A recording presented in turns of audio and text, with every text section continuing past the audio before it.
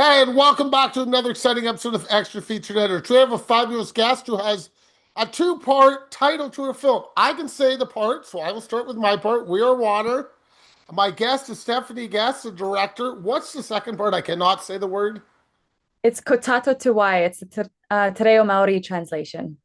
There we go. See, people, I need help occasionally. Welcome to the show. Thank you. Thanks for having me.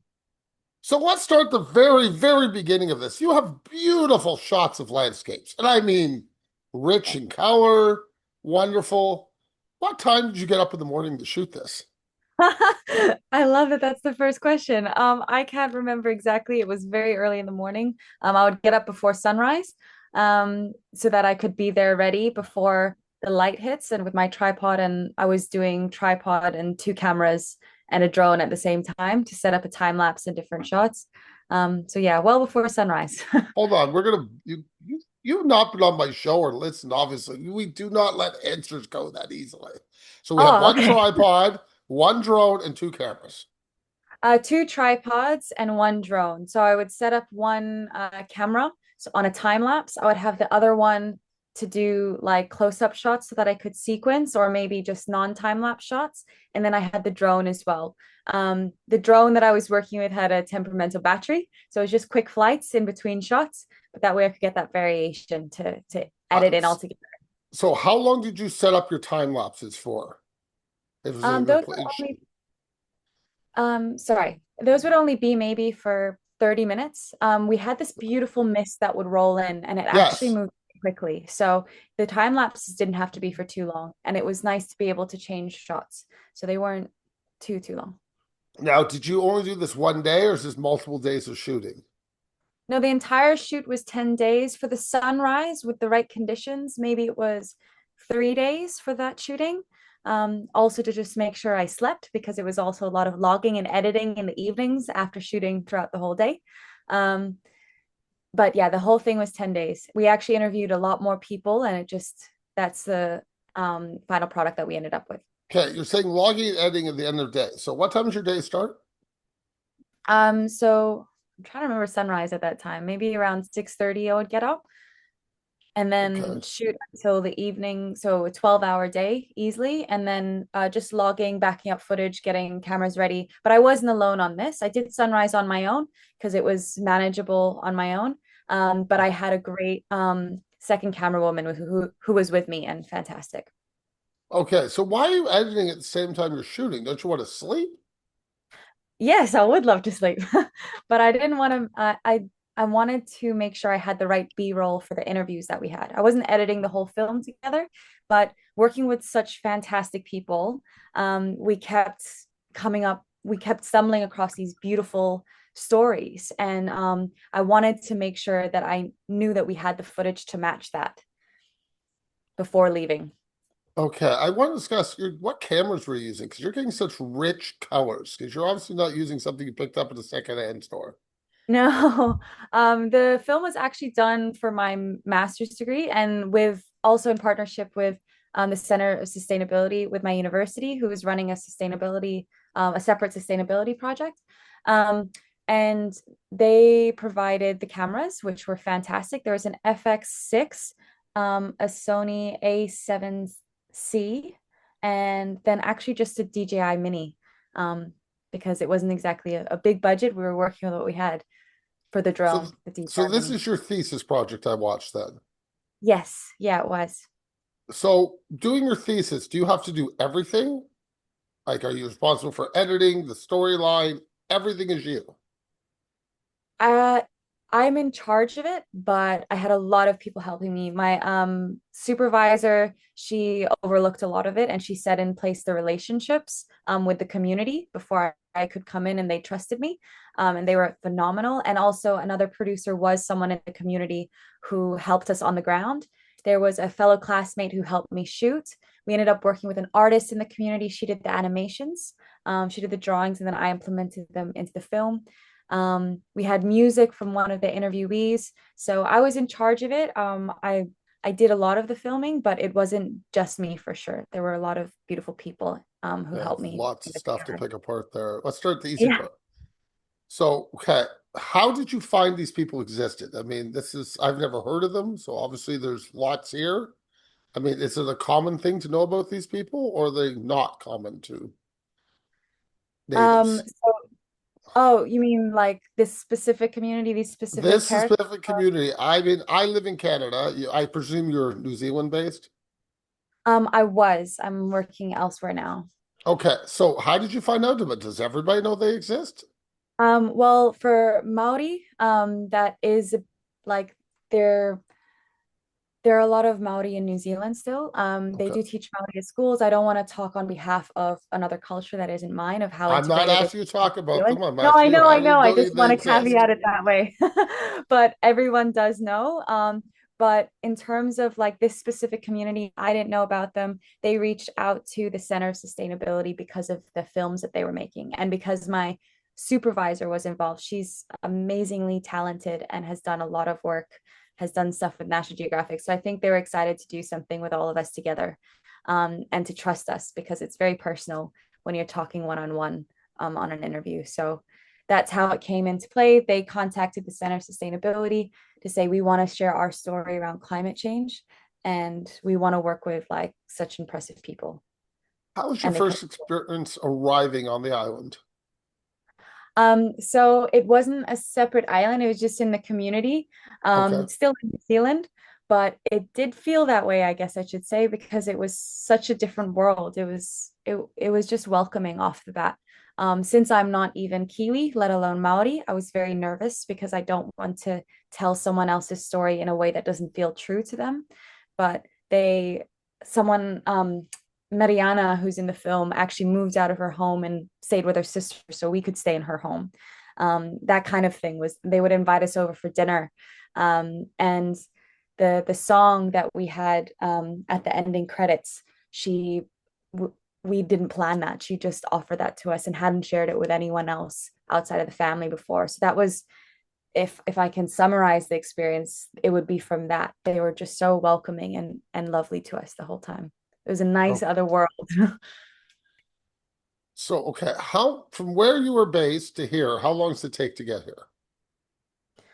Um, at the time, I was based in Otago, in the South Island of New Zealand, and that was in Totoro, in the North Island of New Zealand. And it would have been maybe just a couple hours flight, and then maybe 2 or 3 hour flight and another hour and a half drive. Nothing that crazy to get to, but not really a place that people often visit. There's no touristy attractions, nothing around there. I think most people would just drive through it, but if you stay and get to know the people there, it's really special.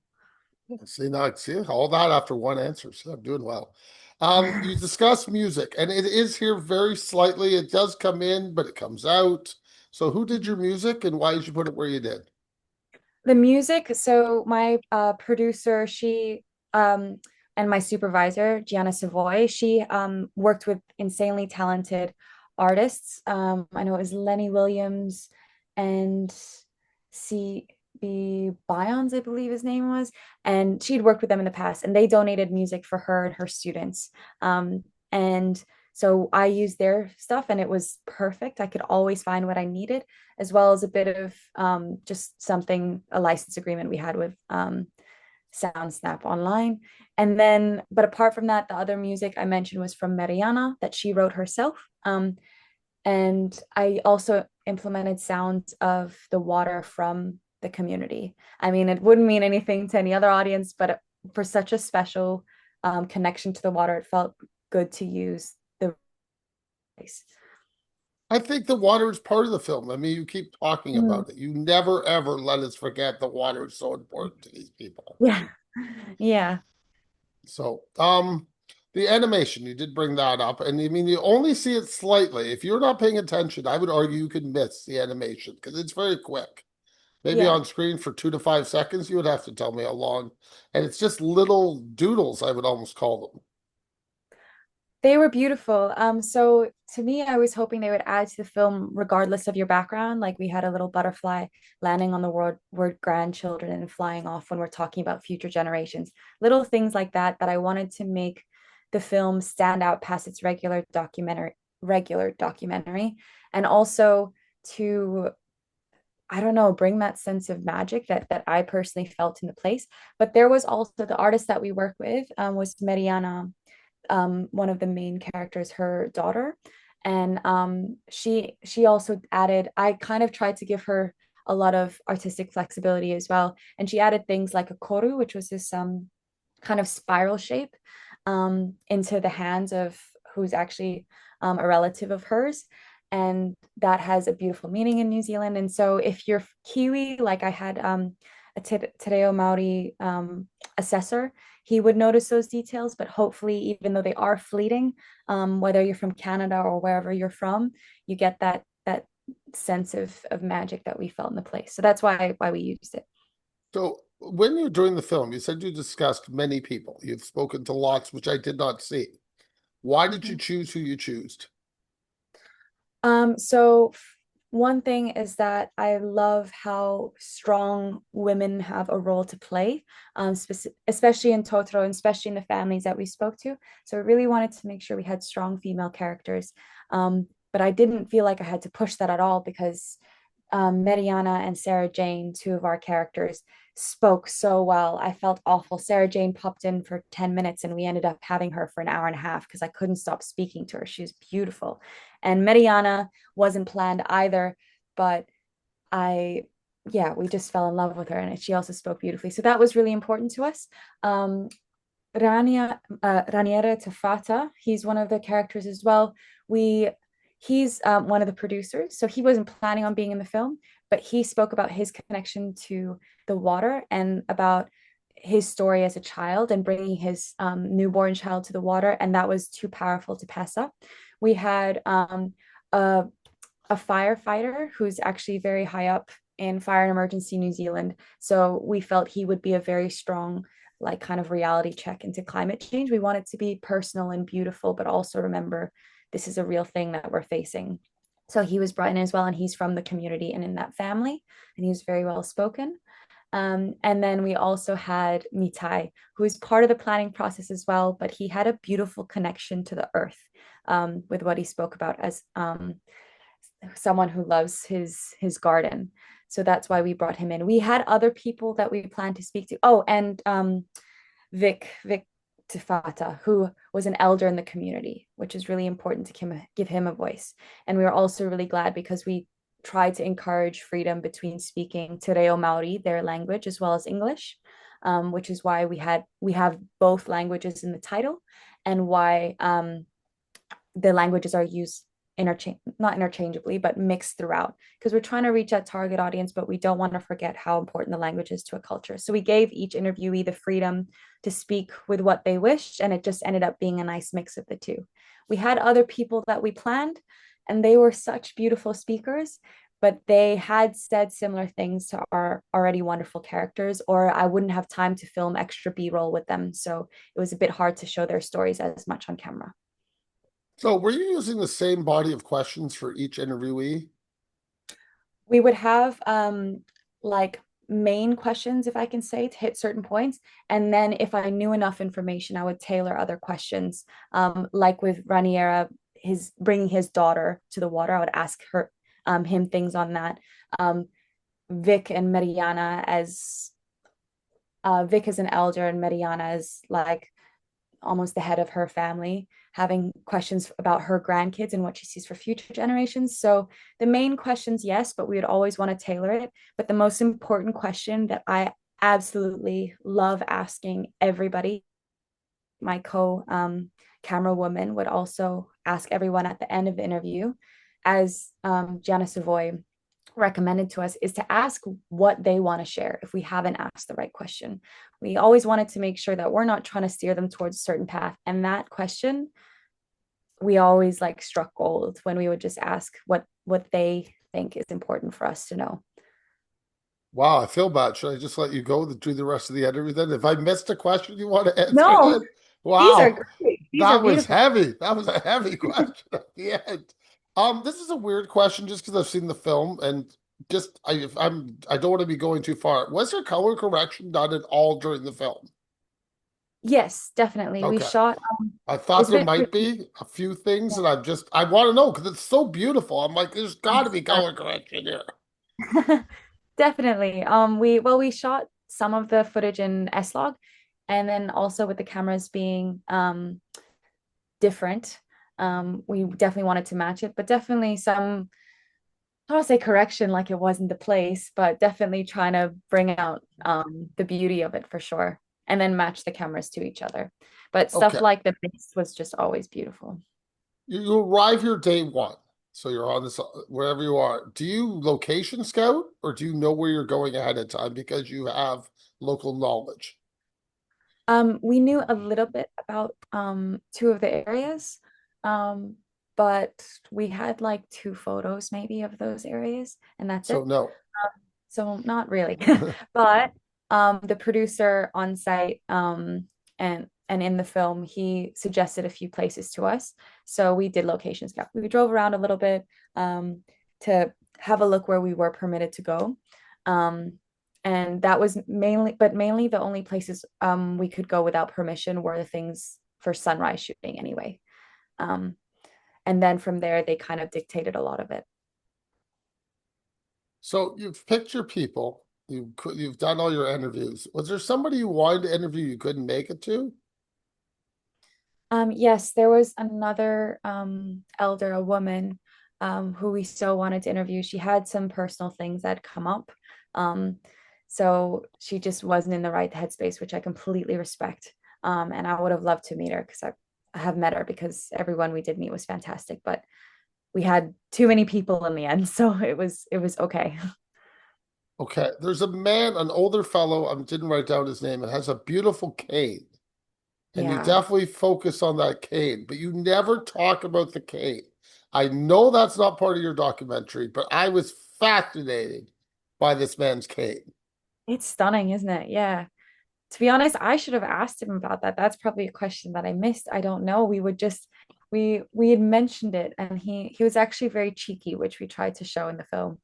And I think that distracted us. That's going to sound really unprofessional, but I I don't know if we did ask him about it. I think he cracked a joke when we mentioned it and then we just chuckled and moved on, But if I remember I would argue correctly. you focus on it in two shots. Yeah, When you're visually. interviewing him, you definitely go into a Yeah. close-up shot of that cane.